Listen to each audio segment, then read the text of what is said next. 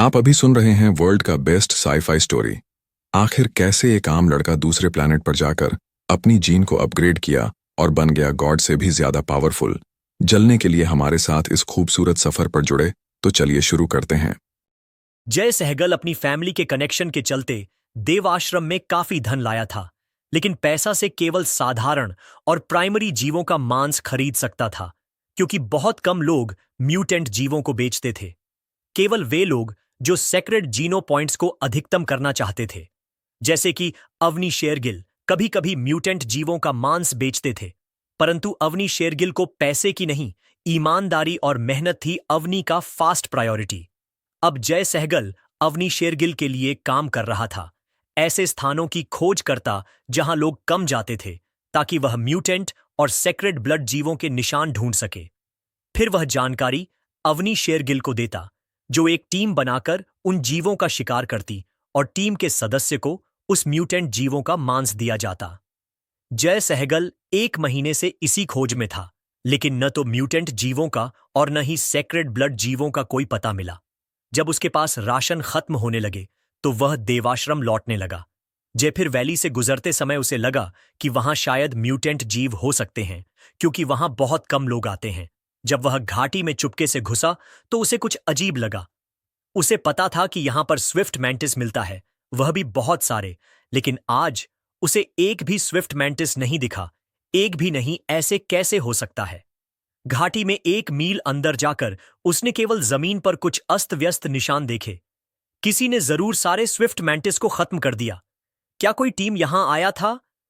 नहीं, ऐसा नहीं हो सकता। ऐसा हो सकता है क्या? हालांकि लड़ाई के निशान हैं, लेकिन अगर यह किसी टीम का काम होता तो ज्यादा तबाही दिखती। आश्चर्यचकित होकर जय सहगल घाटी में तेजी से बढ़ा। सोचता रहा कि आखिर क्या हुआ होगा। जैसा उसने सोचा था, उसे रास्ते भर स्विफ्ट मैंटिस के हरे खून के कई धब्बे मिले। वह उन धब्बों का पीछा करता हुआ एक मोड़ पर पहुंचा, और जो उसने देखा वह देखकर जय स्तब्ध रह गया। स्विफ्ट मैंटिस की लाशों के ढेर के पास एक सुनहरा आकृति खड़ी थी। धूप में वह आकृति किसी सुनहरे कवच वाले देवता की तरह लग रही थी। भाई, क्या तुमने ही इन सारे स्विफ्ट मेंटिस को मारा है? जय सहगल ने चारों ओर देखा, लेकिन वहां सुनहरी आर्मर वाला बस वही लड़का, वीर रहेजा, खड़ा था।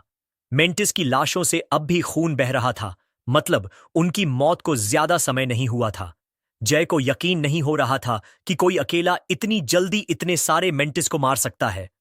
हालांकि स्विफ्ट मेंटिस एक प्राइमरी जीव था, लेकिन उसकी पैनी टांगे और रफ्तार इतनी खतरनाक थीं कि प्राइमरी जेनो पॉइंट्स को मैक्स कर चुके लोग भी उससे भिड़ने से डरते थे। इंसानी शरीर में इतने कमजोर हिस्से होते हैं कि कोई नहीं चाहता था मेंटिस के वार से जान जोखिम में डालना। कम से कम 3 दर्जन मेंटिस की लाशें जमीन पर पड़ी थीं। यहां तक कि अवनी शेरगिल जैसी ताकतवर योद्धा को भी यह करने के लिए मदद चाहिए होती। जय को यकीन नहीं हो रहा था कि वीर अकेले यह सब कर सकता है। क्या तुम्हें इन जीवों को लेने हैं? 35,000 में एक, वीर रहेजा ने लाशों की ओर इशारा करते हुए कहा। वह तो बस मारते मारते भूल ही गया था कि ये सब खा नहीं सकता, और वैसे भी केवल शुरुआती कुछ मांस ही जेनो पॉइंट्स देते हैं। 35,000 रुपया में एक? सच में? जय सहगल चौंक गया। हालांकि बहुत लोग प्राइमरी जीवों का शिकार करते थे, लेकिन खासकर स्विफ्ट मेंटिस जैसे जीव बहुत दुर्लभ होते थे। लोगों की ऊर्जा सीमित होती है और एक ही जीव से सीमित जेनो पॉइंट्स मिलते हैं। इसलिए नए और अलग जीवों का मांस खाकर ही कोई व्यक्ति अपनी ताकत बढ़ा सकता है। जो लोग पैसे वाले होते थे, वो उन जीवों का मांस खरीदने को हमेशा तैयार रहते थे जो उन्होंने पहले नहीं खाए होते। इसीलिए आसान शिकार कुछ 20,000 में बिकते, जबकि स्विफ्ट मेंटिस जैसे खतरनाक जीव 1 से 2 लाख रुपया में भी तुरंत बिक जाते थे। जय ने अंदाजा लगाया कि अगर वो ये सारी लाशें वापस ले जाए तो दाम 2 गुना या तिगुना वसूल सकता है। हां, 35,000 रुपया में एक, वीर ने सिर हिलाते हुए दोहराया। उसे मेंटिस की कीमत का अंदाजा था, लेकिन बिना गाड़ी या साधन के वह अकेले इन्हें ले नहीं जा सकता था, और अगर वो इन्हें छोड़कर गया तो कोई चुरा सकता था। उसे इस सब में वक्त जाया नहीं करना था। वो बड़ा सोच रहा था, और थोड़ा मुनाफा छोड़ भी देता तो क्या? थोक व्यापारी को हमेशा कुछ लाभ खुद नहीं कमाकर रिटेलर को देना होता है। ठीक है, मैं सब ले लेता हूं। कितने हैं? जय सहगल मान गया। स्विफ्ट मेंटिस जैसे जीव तोहफे के तौर पर भी शानदार होते थे। कुल 43। डिस्काउंट दे रहा हूं, सिर्फ 3 लाख में सब दे दूंगा, वीर बोले। वीर को उम्मीद नहीं थी कि यह आम दिखने वाला लड़का इतने पैसे वाला होगा। जय ने एक थले से बहुत सारा नोट निकाले और 5 लाख दिया। भाई, मैं तुम्हें 4 लाख देता हूं इन माउंटिस की, बाकी के 1 लाख एडवांस हैं। आगे जो भी बढ़िया सामान हो मेरे लिए रख लेना, और अगर यह म्यूटेंट जीव का मांस हो तो और भी बढ़िया। तुम दाम की परवाह मत करना, बस मेरे लिए रख लेना।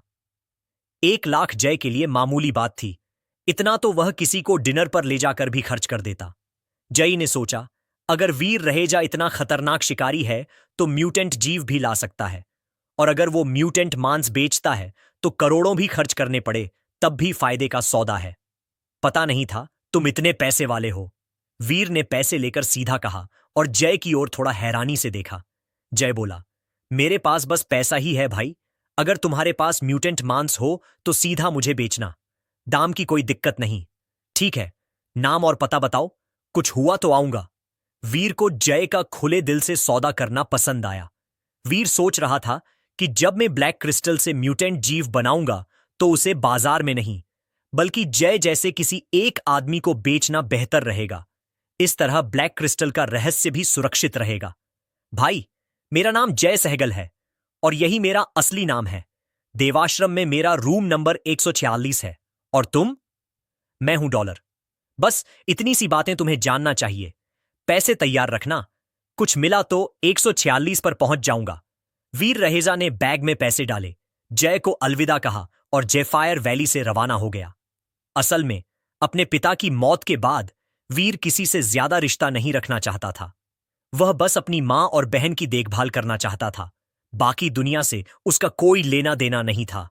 भाई, मैं इंतजार करूंगा, जरूर आना, दाम की कोई टेंशन नहीं, जय सहगल चिल्लाकर कहा और हाथ हिलाते हुए वीर को जाते देखा।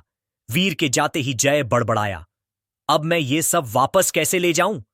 थोड़ी देर सोचकर जय एक बैग में कुछ भरने लगा और बाकी लाशें उठाने दोस्तों को बुला लाया। सौभाग्य से जेफायर वैली में इंसान बहुत कम आते थे। जब वह दोस्तों के साथ लौटा तो सारी लाशें वहीं थीं। उनके एक दोस्त ने कहा, जय, क्या सच में डॉलर ने अकेले इन सारे स्विफ्ट मेंटिस को मारा है? दोस्तों की आंखें फटी की फटी रह गईं। बिल्कुल, हालांकि मैंने उसे मारते हुए नहीं देखा, लेकिन वहां और कोई नहीं था, और देखो ना, मेंटिस ताजे मरे हुए थे। फिर और कौन हो सकता है? फिर एक दोस्त ने कहा, मुझे तो लगता है कि यह किसी ग्रुप का काम है और उन्होंने डॉलर को बस लाशें समेटने भेजा होगा। कोई अकेला इतने सारे मेंटिस नहीं मार सकता, ये डींगे मार रहा है। और एक दोस्त ने कहा, हां, जरूर डींगे ही मार रहा था। किसी को यकीन नहीं था कि वीर रहेजा अकेले यह सब कर सकता था।